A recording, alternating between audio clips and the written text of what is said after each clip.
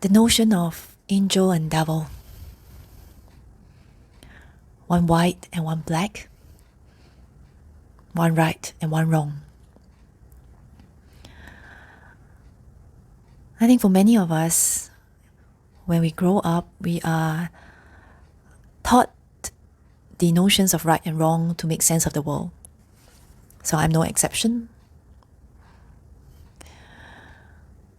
And I have a righteous angel. And my righteous angel is my inner compass to do the right thing for many years. Even till now. And recently, I started to name it the righteous angel as an attempt to keep check on my tonality of voice that I use to speak to myself. And my inner voice is really, I find that it's really full of self-righteousness. I meant it in a not so good way, but I'm also saying it in an amused way after that I see it clearly. I saw that I genuinely fear. I actually am afraid of my righteous angel.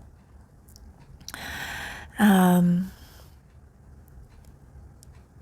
righteous angel tends to convince me using some kind of judgments or punishments or consequences that might happen. But also because she knows my quick vulnerability to guilt and shame. So she might sound like, what kind of yoga teacher eats so much? Or like, you better practice, because when people find out that you have such anxiety, no one is ever going to trust you as a mindfulness teacher. And one that's very common is when I was younger. You think that no one knows you're pretending or lying. You better speak up.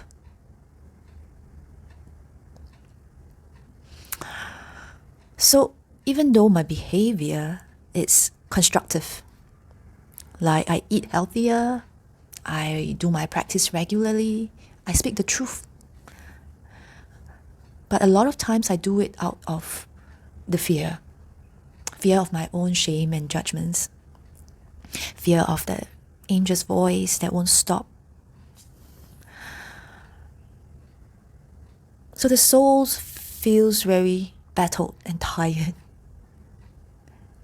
because we're constantly doing something out of fear instead of the sense of wanting to give love, compassion, out of joy and fun. So I began to be more aware of the tonality of my voice. Surprisingly, is after I start to teach. So after I started to teach yoga, I was a counselor, I'm a mindfulness teacher. Because all these different modalities requires me to speak in a compassionate manner. I mean, genuinely, I do feel compassion for the people I come in contact with, for the pain that they feel. But it's also because of that I started to notice the contrast of my voice, like the way that I speak to people outside of me and the voice that I used to speak inside of me. Because now that I notice the contrast, I can be aware. And that somehow, strangely, it became also easier to speak to me in a kind and compassionate tone because I've practiced it so much outside, like in real life with real people. It's actually quite a strange and humbling feeling to know that I can learn from myself, even though that voice of self-doubt was still so loud. That I could sense that possibility now that I can coexist with my self-righteousness, my self-righteous angel, and still be learning something new and different at the same time. I don't need to get rid of her. I can name her and honor her because she did help me to survive all these years.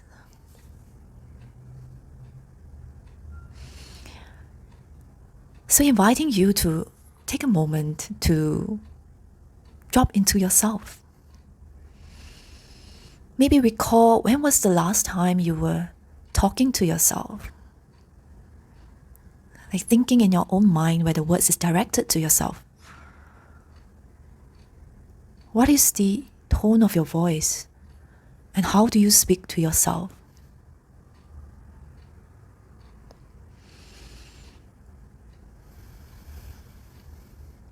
Because I think ultimately it does matter. It matters in the path of self-love and self-compassion that we can learn how to speak to us, how to speak to ourselves kindly and compassionately.